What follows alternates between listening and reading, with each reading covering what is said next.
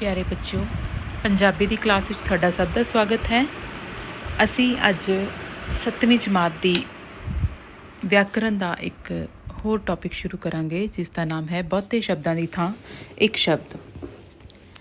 ਅਸਲ ਵਿੱਚ ਬਹੁਤੇ ਸ਼ਬਦਾਂ ਦੀ ਥਾਂ ਇੱਕ ਸ਼ਬਦ ਤੋਂ ਭਾਵ ਇਹ ਹੁੰਦਾ ਹੈ ਕਿ ਜਦੋਂ ਵੀ ਅਸੀਂ ਕਿਸੇ ਨੂੰ ਆਪਣੀ ਗੱਲ ਕਹਿਣੀ ਹੋਵੇ ਤਾਂ ਉਸ ਨੂੰ ਅਸੀਂ ਥੋੜ੍ਹੇ ਸ਼ਬਦਾਂ ਦੇ ਵਿੱਚ ਕਿਵੇਂ ਕਹਿ ਸਕਦੇ ਹਾਂ। ਮਤਲਬ ਸੰਖੇਪ ਰੂਪ ਜਿਹੜਾ ਹੈਗਾ ਉਹਨਾਂ ਸ਼ਬਦਾਂ ਦਾ ਕੀ ਹੁੰਦਾ ਹੈ, ਉਸੇ ਨੂੰ ਹੀ ਅਸੀਂ ਬਹੁਤੇ ਸ਼ਬਦਾਂ ਦੀ ਥਾਂ ਇੱਕ ਸ਼ਬਦ ਆਖਦੇ ਹਾਂ। ਆਪਾਂ ਇਸ ਦੀ ਜਿਹੜੀ ਡੈਫੀਨੇਸ਼ਨ ਹੈ ਜਾਂ ਇਸ ਦਾ ਜਿਹੜਾ ਅਰਥ ਹੈ ਉਸ ਦੇ ਬਾਰੇ ਵਿੱਚ ਪੜ੍ਹਾਂਗੇ। ਬਹੁਤੇ ਸ਼ਬਦਾਂ ਦੀ ਥਾਂ ਇੱਕ ਸ਼ਬਦ ਲਿਖਣ ਤੋਂ ਭਾਵ ਹੈ ਕਿਸੇ ਗੱਲ ਨੂੰ ਸੰਖੇਪ ਵਿੱਚ ਲਿਖਣਾ।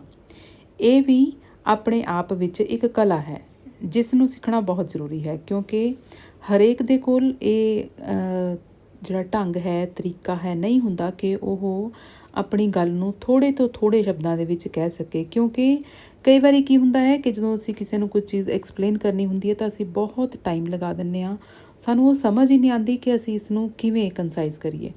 ਠੀਕ ਹੈ, ਇੱਕ ਮੁਹਾਵਰਾ ਹੈ ਜਿਵੇਂ ਕੁੱਜੇ ਵਿੱਚ ਸਮੁੰਦਰ ਭਰਨਾ। ਹੁਣ ਕੁੱਜੇ ਵਿੱਚ ਸਮੁੰਦਰ ਭਰਨ ਦਾ ਮਤਲਬ ਹੁੰਦਾ ਹੈ ਕਿ ਤੁਸੀਂ ਆਪਣੀ ਬਹੁਤ ਵੱਡੀ ਗੱਲ ਨੂੰ ਛੋਟੀ ਜਿਹੀ ਕਰਕੇ ਦੱਸਣਾ। ਅਤੇ ਇਸੇ ਤਰ੍ਹਾਂ ਇਹ ਬਹੁਤੇ ਸ਼ਬਦਾਂ ਦੀ ਥਾਂ ਇੱਕ ਸ਼ਬਦ ਜਿਹੜਾ ਹੈ ਇਹੀ ਅਰਥ ਦੱਸਦਾ ਹੈ ਕਿ ਕਿਸੇ ਗੱਲ ਨੂੰ ਸੰਖੇਪ ਵਿੱਚ ਲਿਖਣਾ ਜਾਂ ਕਹਿਣਾ। ਅਤੇ ਇਹ ਕਲਾ ਜਿਹੜੀ ਹੈ ਉਹ ਸਾਰਿਆਂ ਵਿੱਚ ਨਹੀਂ ਹੁੰਦੀ, ਇਹ ਸਿੱਖਣੀ ਬਹੁਤ ਜ਼ਰੂਰੀ ਹੈ। ਅੱਜ ਹਰ ਕੋਈ ਕਿਸੇ ਦੀ ਗੱਲ ਨੂੰ ਸੰਖੇਪ ਵਿੱਚ ਹੀ ਸੁਣਨਾ ਪਸੰਦ ਕਰਦਾ ਹੈ। ਬਹੁਤੇ ਸ਼ਬਦਾਂ ਦੀ ਥਾਂ ਇੱਕ ਸ਼ਬਦ ਲਿਖਣ ਦੇ ਬਹੁਤ ਸਾਰੇ ਲਾਭ ਹਨ। ਇਸ ਨਾਲ ਆਦਮੀ ਆਪਣੀ ਗੱਲ ਨੂੰ ਸੰਖੇਪ ਵਿੱਚ ਕਹਿਣ ਦੇ ਯੋਗ ਤਾਂ ਹੁੰਦਾ ਹੀ ਹੈ, ਨਾਲ ਹੀ ਸਮੇਂ ਦੀ ਵੀ ਬਚਤ ਹੁੰਦੀ ਹੈ। ਕਿਉਂਕਿ ਕਈ ਵਾਰੀ ਇਸ ਤਰ੍ਹਾਂ ਹੁੰਦਾ, ਦੇਖੋ ਜਦੋਂ ਅਸੀਂ ਆਪਣੀ ਗੱਲ ਕਰਨੀ ਹੁੰਦੀ ਹੈ ਕਿਸੇ ਕੋਲ ਇੰਨਾ ਟਾਈਮ ਹੀ ਨਹੀਂ ਹੁੰਦਾ। ਅੱਜ ਕੱਲ੍ਹ ਇੰਨਾ ਬਿਜ਼ੀ ਸਕੈਡਿਊਲ ਹੈ ਸਭ ਦਾ, ਬਿਜ਼ੀ ਜਿਹੜਾ ਹੈ ਉਹ ਹਰ ਇਨਸਾਨ ਇੰਨਾ ਬਿਜ਼ੀ ਹੈ ਕਿ ਉਹ ਕਿਸੇ ਦੇ ਵਾਸਤੇ ਵਕਤ ਕੱਢਣਾ ਬਹੁਤ ਔਖਾ ਸਮਝਦਾ ਹੈ। ਤਾਂ ਇਸ ਲਈ ਉਹ ਆਪਾਂ ਨੂੰ ਇਹ ਹੁੰਦਾ ਕਿ ਛੇਤੀ ਛੇਤੀ ਉਹ ਆਪਣੀ ਗੱਲ ਨੂੰ ਜਿਹੜੀ ਹੈ ਕਹੇ ਅਤੇ ਸੁਣੇ ਅਤੇ ਆਪਣੇ ਆਪਣੇ ਕੰਮ ਦੇ ਉੱਤੇ ਚਲਾ ਜਾਏ। ਇਸ ਲਈ ਇਹ ਜਿਹੜੀ ਕਲਾ ਹੈ ਉਹ ਸਿੱਖਣੀ ਬਹੁਤ ਜ਼ਰੂਰੀ ਹੈ ਅਤੇ ਸਾਰਿਆਂ ਵਿੱਚ ਇਹ ਕਲਾ ਨਹੀਂ ਹੁੰਦੀ। ਆਪਾਂ ਇਸ ਦੇ ਕੁਝ ਜਿਹੜੇ ਬਹੁਤੇ ਸ਼ਬਦ ਨੇ ਉਹਨਾਂ ਨੂੰ ਇੱਕ ਸ਼ਬਦ ਦੇ ਵਿੱਚ ਕਿਵੇਂ ਆਖ ਸਕਦੇ ਹਾਂ, ਕਿਹੜੇ ਕਿਹੜੇ ਇੱਕ ਸ਼ਬਦ ਹੁੰਦੇ ਨੇ ਬਹੁਤੇ ਸ਼ਬਦਾਂ ਦੀ ਥਾਂ, ਉਹ ਅਸੀਂ ਅੱਜ ਦੇਖਾਂਗੇ। ਤੁਸੀਂ ਦੇਖੋ ਲਿਖਿਆ ਹੋਇਆ ਕਿ ਵੇਖੋ, ਪੜ੍ਹੋ, ਸਮਝੋ ਅਤੇ ਯਾਦ ਕਰੋ। ਹੁਣ ਬਹੁਤੇ ਸ਼ਬਦ ਅਤੇ ਉਹਨਾਂ ਦੀ ਥਾਂ 'ਤੇ ਇੱਕ ਸ਼ਬਦ ਕੀ ਹੁੰਦੇ ਹਨ? ਜੋ ਕਦੇ ਨਾ ਮਰੇ, ਮਤਲਬ ਜਿਹੜਾ ਬੰਦਾ ਕਦੀ ਮਰਦਾ ਨਹੀਂ ਹੈ ਉਸ ਨੂੰ, ਮਤਲਬ ਮਰਦਾ ਨਹੀਂ, ਮਰਦਾ ਤਾਂ ਦੇਖੋ ਹਰ ਇਨਸਾਨ ਹੈ, ਹਰ ਇਨਸਾਨ ਨੇ ਮਰਨਾ ਹੈ, ਪਰ ਜਿਸ ਨੂੰ ਲੋਕ ਯਾਦ ਰੱਖਣ, ਹਮੇਸ਼ਾ ਯਾਦ ਰੱਖਣ, ਉਹ ਹੁੰਦਾ ਹੈ ਜਿਹੜਾ ਕਦੇ ਨਾ ਮਰੇ। ਜਿਵੇਂ ਭਗਤ ਸਿੰਘ ਹੈ, ਉਸ ਨੂੰ ਹਰ ਜਿਹੜੇ ਇਨਸਾਨ ਹੈ ਉਹ ਯਾਦ ਕਰਦਾ, ਉਸ ਨੂੰ ਉਹਦੀ ਸ਼ਹੀਦੀ ਦਿਵਸ ਨੂੰ, ਉਹਦੇ ਜਿਹੜੇ ਜਨਮ ਦਿਹਾੜਾ ਹੈ ਉਹਨੂੰ ਆਪਾਂ ਬੜੇ ਉਹਦੇ ਨਾਲ ਮਨਾਉਂਦੇ ਹਾਂ ਕਿ ਅਸੀਂ ਉਸ ਨੂੰ ਕਦੀ ਭੁੱਲ ਨਹੀਂ ਸਕਦੇ।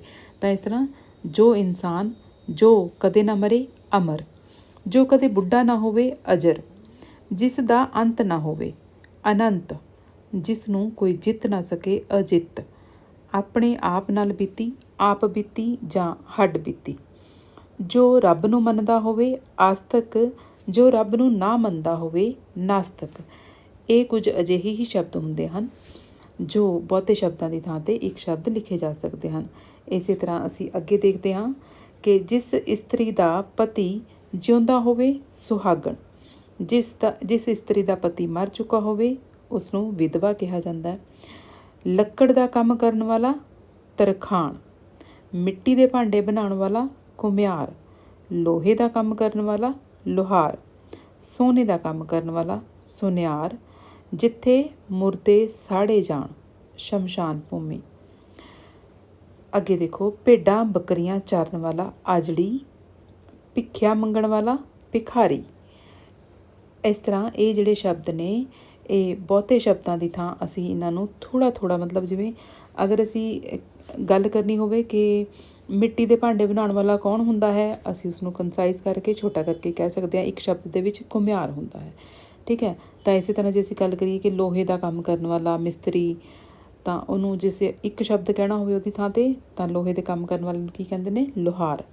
ਤਾਂ ਇਸੇ ਤਰ੍ਹਾਂ ਇਹ ਜਿਹੜੇ ਬਹੁਤੇ ਸ਼ਬਦ ਨੇ ਇਹਨਾਂ ਨੂੰ ਇੱਕ ਸ਼ਬਦ ਦੇ ਵਿੱਚ ਕਿਹਾ ਜਾ ਸਕਦਾ ਹੈ। ਉਸ ਤੋਂ ਬਾਅਦ ਜਦੋਂ ਅਸੀਂ ਦੇਖਦੇ ਹਾਂ ਕੁਝ ਹੋਰ ਸ਼ਬਦ। ਈਰਖਾ ਕਰਨ ਵਾਲਾ, ਈਰਖਾਲੂ। ਪੈਸੇ ਨਾ ਖਰਚਣ ਵਾਲਾ, ਕੰਜੂਸ। ਜਿਹੜਾ ਕਿਸੇ ਦੀ ਕੀਤੀ ਨੂੰ ਭੁੱਲ ਜਾਏ, ਅਕਿਰਤਕਣ। ਜਿਸ ਦਾ ਵਿਆਹ ਨਾ ਹੋਵੇ, ਕੁਆਰਾ। ਜਿਹੜੇ, ਇੱਥੇ ਤੁਸੀਂ ਦੇਖੋ ਇਹਦੇ ਵਿੱਚ ਇੱਕ ਗੱਲ ਨੂੰ ਧਿਆਨ 'ਚ ਰੱਖਣਾ ਹੋਏਗਾ ਕਿ ਜਿਸ ਦਾ ਵਿਆਹ ਨਾ ਹੋਵੇ ਉਸ ਨੂੰ ਕਹਿੰਦੇ ਨੇ ਕੁਆਰਾ। ਅਤੇ ਇੱਕ ਆਪਾਂ ਸ਼ਬਦ ਯੂਜ਼ ਕਰਦੇ ਹਾਂ ਛੜਾ। ਵੈਸੇ ਪੰਜਾਬੀ ਦੇ ਵਿੱਚ ਛੜਾ ਜਿਹੜਾ ਸ਼ਬਦ ਹੈ ਉਹ ਵੀ ਵਰਤਿਆ ਜਾਂਦਾ ਹੈ, ਪਰ ਉਹ ਛੜਾ ਸ਼ਬਦ ਉਦੋਂ ਵਰਤਿਆ ਜਾਂਦਾ ਹੈ ਜਦੋਂ ਕਿਸੇ ਦੀ ਉਮਰ ਜਿਹੜੀ ਹੈ ਬਹੁਤ ਜ਼ਿਆਦਾ ਹੋ ਜਾਏ ਅਤੇ ਉਸਦਾ ਵਿਆਹ ਨਾ ਹੁੰਦਾ ਹੋਵੇ, ਉਸ ਨੂੰ ਕਹਿੰਦੇ ਆ ਛੜਾ ਰਹਿ ਗਿਆ। ਪਰ ਜਦੋਂ ਜਿਸ ਦਾ ਵਿਆਹ ਨਾ ਹੋਵੇ ਉਸ ਨੂੰ ਕੁਆਰਾ ਹੀ ਕਿਹਾ ਜਾਂਦਾ, ਉਹਦੀ ਉਮਰ ਜਿਹੜੀ ਹੈ ਜਦੋਂ ਘੱਟ ਹੁੰਦੀ ਹੈ। ਪਰ ਉਸ ਤੋਂ ਬਾਅਦ ਜਿਹੜੇ ਇੱਕੋ ਉਮਰ ਦੇ ਹੋਣ ਉਸ ਨੂੰ ਹਾਣੀ ਕਿਹਾ ਜਾਂਦਾ ਹੈ। ਮਤਲਬ ਇੱਕੋ ਉਮਰ ਦੇ ਜਿਹੜੇ ਇਕੁਅਲ ਏਜ ਜਿਹੜੇ ਪਰਸਨ ਹੁੰਦੇ ਨੇ, ਹਾਣ ਸਮਾਨ ਆਪਾਂ ਕਹਿ ਦਿੰਦੇ ਹਾਂ ਪੰਜਾਬੀ ਦੇ ਵਿੱਚ, ਤਾਂ ਉਹ ਇੱਕੋ ਉਮਰ ਦੇ ਹੋਣ ਤਾਂ ਉਸਨੂੰ ਹਾਣੀ ਕਿਹਾ ਜਾਂਦਾ ਹੈ। ਜਿਹੜੇ ਇੱਕੋ ਸਮੇਂ ਹੋਣ, ਸਮਕਾਲੀ। ਸਮਕਾਲੀ ਮਤਲਬ ਸਮ ਦਾ ਮਤਲਬ ਹੁੰਦਾ ਇੱਕੋ ਅਤੇ ਕਾਲ ਦਾ ਮਤਲਬ ਹੁੰਦਾ ਸਮਾਂ, ਸਮਕਾਲੀ। ਜਿਹੜੀ ਬਹੁਤੀਆਂ ਗੱਲਾਂ ਕਰਨ ਵਾਲਾ, ਗਾਲੜੀ। ਆਪਾਂ ਜਿਸ ਨੂੰ ਕਹਿ ਦਿੰਦੇ ਹਾਂ ਕਿ ਇਹ ਬਹੁਤੀਆਂ ਗੱਲਾਂ ਕਰਦਾ, ਇਹ ਤਾਂ ਗਾਲੜੀ ਹੈ, ਠੀਕ ਹੈ। ਉਸ ਤੋਂ ਬਾਅਦ ਜਿੱਥੇ ਘੋੜੇ ਬੰਨ੍ਹੇ ਜਾਂਦੇ ਹੋਣ ਜਾਂ ਜਿੱਥੇ ਘੋੜੇ ਬੰਨ੍ਹੇ ਜਾਂਦੇ ਹਨ ਉਸ ਨੂੰ ਕਹਿੰਦੇ ਨੇ ਤਬੇਲਾ। ਜਿਸ ਥਾਂ ਪਹਿਲਵਾਨ ਘੋਲ ਕਰਦੇ ਹਨ ਉਹ ਹੁੰਦਾ ਹੈ ਅਖਾੜਾ। ਜਿਸ ਦੇ ਮਾਪੇ ਮਰ ਗਏ ਹੋਣ ਤਾਂ ਉਸ ਨੂੰ ਕਹਿੰਦੇ ਹਨ ਯਤੀਮ। ਜਿਸ ਦੇ ਪੇਰੈਂਟਸ ਨਾ ਹੋਣ ਉਸ ਬੱਚੇ ਨੂੰ ਯਤੀਮ ਕਿਹਾ ਜਾਂਦਾ ਹੈ। ਅਤੇ ਉਸ ਤੋਂ ਬਾਅਦ ਖੇਡਾਂ ਵਿੱਚ ਭਾਗ ਲੈਣ ਵਾਲਾ, ਉਸ ਨੂੰ ਕਹਿੰਦੇ ਨੇ ਖਿਡਾਰੀ। ਜੋ ਕੰਮ ਤੋਂ ਜੀ ਚੁਰਾਵੇ, ਕੰਮਚੋਰ। ਜਿਹੜਾ ਬੰਦਾ ਕੰਮ ਦੇ ਵਿੱਚ ਕੋਈ ਇੰਟਰਸਟ ਨਾ ਲਵੇ, ਉਸ ਨੂੰ ਕੋਈ ਵੀ ਕੰਮ ਕਿਹਾ ਜਾਵੇ ਤਾਂ ਉਹ ਬਹਾਨਾ ਜਿਹੜਾ ਹੈ ਮਾਰ ਕੇ ਇੱਧਰ ਉੱਧਰ ਹੋ ਜਾਂਦਾ, ਤਾਂ ਉਸਨੂੰ ਅਸੀਂ ਕੰਮਚੋਰ ਆਖਦੇ ਹਾਂ। ਜਿੱਥੇ ਚੌਹੀਂ ਪਾਸੀ ਰਸਤੇ ਨਿਕਲਦੇ ਹੋਣ ਉਸ ਨੂੰ ਕਹਿੰਦੇ ਨੇ ਚੁਰਸਤਾ। ਰਸਤਾ ਮਤਲਬ ਚਾਰੇ ਪਾਸੇ ਨਿਕਲਣ ਵਾਲਾ ਰਸਤਾ, ਚੁਰਸਤਾ।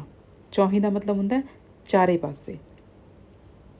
ਉਸ ਤੋਂ ਬਾਅਦ ਹੈ ਦੂਜਿਆਂ ਦਾ ਭਲਾ ਕਰਨ ਵਾਲਾ, ਪਰ ਉਪਕਾਰੀ। ਜੋ ਇਨਸਾਨ ਦੂਜਿਆਂ ਦਾ ਭਲਾ ਕਰੇ, ਦੂਜਿਆਂ ਦੇ ਬਾਰੇ ਵਿੱਚ ਸੋਚੇ, ਦੂਜਿਆਂ ਦੀ ਭਲਾਈ ਕਰੇ, ਉਸ ਨੂੰ ਅਸੀਂ ਕਹਿ ਦਿੰਦੇ ਹਾਂ ਪਰ ਉਪਕਾਰੀ।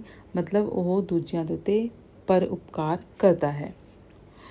ਜੋ ਕਦੇ ਨਾ ਥੱਕੇ ਉਸ ਨੂੰ ਕਹਿੰਦੇ ਹਨ ਅਣਥੱਕ। ਹਮੇਸ਼ਾ ਮਿਹਨਤ ਕਰਨ ਵਾਲਾ ਜਿਹੜਾ ਇਨਸਾਨ ਹੁੰਦਾ ਹੈ ਉਸ ਨੂੰ ਮਿਹਨਤੀ ਵੀ ਕਹਿੰਦੇ ਹਨ। ਅਤੇ ਜੋ ਮਿਹਨਤ ਕਰ ਕਰਕੇ ਕਦੇ ਨਾ ਥੱਕੇ ਉਸ ਨੂੰ ਅਸੀਂ ਅਣਥੱਕ ਆਖਦੇ ਹਾਂ। ਜਿਸ ਦੀ ਔਲਾਦ ਨਾ ਹੋਵੇ ਉਸ ਨੂੰ ਔਂਤਰਾ ਕਹਿੰਦੇ ਹਨ, ਅਤੇ ਜਿਸ ਦੀ ਔਲਾਦ ਹੋਵੇ ਉਸ ਨੂੰ ਸੌਂਤਰਾ ਕਹਿੰਦੇ ਹਨ। ਜਦੋਂ ਬਹੁਤ ਦੇਰ ਮੀਂਹ ਨਾ ਪਵੇ ਤਾਂ ਔੜ। ਜਦੋਂ ਸੋਕਾ ਪੈ ਜਾਂਦਾ ਹੈ ਤਾਂ ਉਸ ਨੂੰ ਵੀ ਔੜ ਕਿਹਾ ਜਾਂਦਾ ਹੈ। ਜਦੋਂ ਬਹੁਤ ਟਾਈਮ ਤੱਕ ਮੀਂਹ ਨਾ ਪਵੇ ਤਾਂ ਉਦੋਂ ਉਸ ਦੇ ਲਈ ਸ਼ਬਦ ਜਿਹੜਾ ਵਰਤਿਆ ਜਾਂਦਾ ਹੈ ਉਹ ਹੁੰਦਾ ਹੈ ਔੜ। ਜਦੋਂ ਲਗਾਤਾਰ ਮੀਂਹ ਪੈਂਦਾ ਹੋਵੇ ਜਾਂ ਜਦੋਂ ਲਗਾਤਾਰ ਮੀਂਹ ਪਵੇ ਤਾਂ ਉਸ ਨੂੰ ਕਹਿ ਦਿੰਦੇ ਹਾਂ ਝੜੀ। ਜਿਵੇਂ ਆਪਾਂ ਕਹਿ ਦਿੰਦੇ ਹਾਂ ਕਿ ਸਾਉਣ ਦੀ ਝੜੀ ਲੱਗ ਗਈ, ਤਾਂ ਇਸੇ ਤਰ੍ਹਾਂ ਜਦੋਂ ਲਗਾਤਾਰ ਮੀਂਹ ਪਈ ਜਾਵੇ, ਮਤਲਬ ਸਵੇਰ ਤੋਂ ਲੈ ਕੇ ਸ਼ਾਮ ਤੱਕ ਜਾਂ ਇੱਕ ਦਿਨ ਪੂਰਾ ਜਾਂ 2 ਦਿਨ ਪੂਰੇ ਜਾਂ 3 ਦਿਨ ਪੂਰੇ, ਤਾਂ ਉਸ ਲਗਾਤਾਰ ਪੈਂਦੇ ਹੋਏ ਮੀਂਹ ਨੂੰ ਅਸੀਂ ਝੜੀ ਆਖਦੇ ਹਾਂ। ਮੀਂਹ ਦੀ ਝੜੀ ਜਾਂ ਇਕੱਲਾ ਝੜੀ ਸ਼ਬਦ ਵੀ ਵਰਤਿਆ ਜਾਂਦਾ ਹੈ। ਜੋ ਜ਼ਖਮ ਹਾਲੇ ਕੱਚਾ ਹੋਵੇ ਤਾਂ ਉਸ ਨੂੰ ਕਹਿੰਦੇ ਨੇ ਅੱਲਾ। ਅੱਲਾ ਮਤਲਬ ਬਿਲਕੁਲ ਕੱਚਾ। ਜੇ ਕੱਚਾ ਜ਼ਖਮ ਹੁੰਦਾ ਹੈ, ਜਿਵੇਂ ਤਾਜ਼ੀ ਜਿਹੀ ਸੱਟ ਲੱਗੀ ਹੋਵੇ, ਫਿਰ ਸੱਟ ਲੱਗਣ ਤੋਂ ਬਾਅਦ ਕਈ ਦਿਨ ਤੱਕ ਉਹ ਜ਼ਖਮ ਜਿਹੜਾ ਹੈ ਉਹ ਹਰਾ ਹੀ ਰਹਿੰਦਾ, ਠੀਕ ਨਹੀਂ ਹੁੰਦਾ, ਤਾਂ ਉਸ ਨੂੰ ਕਹਿੰਦੇ ਹਨ ਅੱਲਾ। ਆਪਣੇ ਆਪ ਨੂੰ ਮਾਰ ਲੈਣਾ, ਆਤਮਘਾਤ। ਆਤਮਘਾਤ ਜਾਂ ਆਤਮ ਹੱਤਿਆ, ਜਿਹੜਾ ਆਪਣੇ ਆਪ ਨੂੰ ਇਨਸਾਨ ਖਤਮ ਕਰ ਲੈਂਦਾ ਹੈ, ਤਾਂ ਉਸ ਨੂੰ ਆਤਮਘਾਤ ਜਾਂ ਆਤਮ ਹੱਤਿਆ ਵੀ ਆਖਦੇ ਹਨ। ਪਿੰਡ ਦੀ ਸਾਂਝੀ ਥਾਂ, ਸ਼ਾਮਲਾਟ। ਹਰ ਇੱਕ ਪਿੰਡ ਦੇ ਵਿੱਚ ਇੱਕ ਸਾਂਝੀ ਥਾਂ ਜਿਹੜੀ ਹੈ ਉਹ ਹੁੰਦੀ ਹੈ, ਜਿੱਥੇ ਕਿਸੇ ਦਾ ਵੀ ਹੱਕ ਨਹੀਂ ਹੁੰਦਾ, ਪੂਰੇ ਪਿੰਡ ਦਾ ਹੱਕ ਹੁੰਦਾ ਹੈ। ਕਿਸੇ ਇੱਕ ਪਰਸਨ ਦਾ ਨਹੀਂ, ਪੂਰੇ ਪਿੰਡ ਦਾ ਹੱਕ ਹੁੰਦਾ ਹੈ, ਤਾਂ ਉਸ ਨੂੰ ਆਖ ਦਿੰਦੇ ਹਨ ਸ਼ਾਮਲਾਟ। ਜੋ ਗੱਲ ਦੁਨੀਆ ਨਾਲ ਬੀਤੀ ਹੋਵੇ ਤਾਂ ਉਸ ਨੂੰ ਕਹਿੰਦੇ ਹਨ ਜੱਗ ਬੀਤੀ। ਜੱਗ ਮਤਲਬ ਸੰਸਾਰ, ਅਤੇ ਜੋ ਦੁਨੀਆ ਮਤਲਬ ਸੰਸਾਰ ਦੁਨੀਆ ਇੱਕੋ ਹੀ ਗੱਲ ਹੈ। ਤਾਂ ਜਿਹੜੀ ਸਾਰੇ ਸੰਸਾਰ ਨਾਲ ਜਾਂ ਸਾਰੀ ਦੁਨੀਆ ਨਾਲ ਬੀਤ ਰਹੀ ਹੈ ਤਾਂ ਉਸ ਨੂੰ ਅਸੀਂ ਆਖ ਦਿੰਦੇ ਹਾਂ ਜੱਗ ਬੀਤੀ। ਉਸ ਤੋਂ ਬਾਅਦ ਹੈ ਦੇਸ਼ ਲਈ ਜਾਨ ਦੇਣ ਵਾਲਾ ਸ਼ਹੀਦ, ਜਿਵੇਂ ਫੌਜੀ ਹੋ ਗਏ, ਇਹ ਜਿਹੜੇ ਦੇਸ਼ ਦੇ ਲਈ ਜਾਨ ਦਿੰਦੇ ਹਨ। ਆਰਮੀ ਵਾਲੇ ਹੋ ਗਏ, ਫੌਜ ਵਾਲੇ ਹੋ ਗਏ, ਪੁਲਿਸ ਵਾਲੇ ਹੋ ਗਏ, ਇਹ ਸਾਰੇ ਜਿਹੜੇ ਨੇ ਇਹ ਸ਼ਹੀਦ ਹੁੰਦੇ ਹਨ। ਠੀਕ ਹੈ। ਉਸ ਤੋਂ ਬਾਅਦ ਸੱਪ ਦਾ ਬੱਚਾ ਸਪੋਲੀਆ, ਕਿਸੇ ਲੇਖਕ ਦੀ ਸਰਵ ਉੱਤਮ ਰਚਨਾ, ਉਸ ਨੂੰ ਆਖਦੇ ਹਨ ਸ਼ਾਹਕਾਰ। ਮਤਲਬ ਜਿਹੜੀ ਉਹ ਲੇਖਕ, ਕੋਈ ਵੀ ਲੇਖਕ ਜਿਹੜਾ ਹੈ ਉਹ ਲਿਖਦਾ ਹੈ ਅਤੇ ਉਸ ਦੀ ਉਹ ਰਚਨਾ ਜਿਹੜੀ ਸਾਰੇ ਲੋਕਾਂ ਨੂੰ ਬਹੁਤ ਪਸੰਦ ਆਉਂਦੀ ਹੈ, ਸਭ ਲੋਕਾਂ ਦੇ ਵਿੱਚ ਫੇਮਸ ਹੁੰਦੀ ਹੈ, ਤਾਂ ਉਸ ਨੂੰ ਅਸੀਂ ਆਖ ਦਿੰਦੇ ਹਾਂ ਸ਼ਾਹਕਾਰ। ਸ਼ਾਹਕਾਰ ਜਾਂ ਸ਼ਾਹਕਾਰ ਰਚਨਾ, ਇਹ ਬਹੁਤੇ ਸ਼ਬਦਾਂ ਦੀ ਥਾਂ ਇੱਕ ਸ਼ਬਦ ਸਨ, ਜਿਨ੍ਹਾਂ ਨੂੰ ਤੁਸੀਂ ਚੰਗੀ ਤਰ੍ਹਾਂ ਪੜ੍ਹ ਸਕਦੇ ਹੋ। ਇਹਨਾਂ ਨੂੰ ਸਮਝੋ, ਪੜ੍ਹੋ ਅਤੇ ਉਸ ਤੋਂ ਬਾਅਦ ਇਹਨਾਂ ਨੂੰ ਯਾਦ ਵੀ ਕਰ ਸਕਦੇ ਹੋ ਤੁਸੀਂ। ਇਹ ਬਹੁਤੇ ਸ਼ਬਦਾਂ ਦੀ ਥਾਂ ਇੱਕ ਸ਼ਬਦ ਸਨ। ਧੰਨਵਾਦ।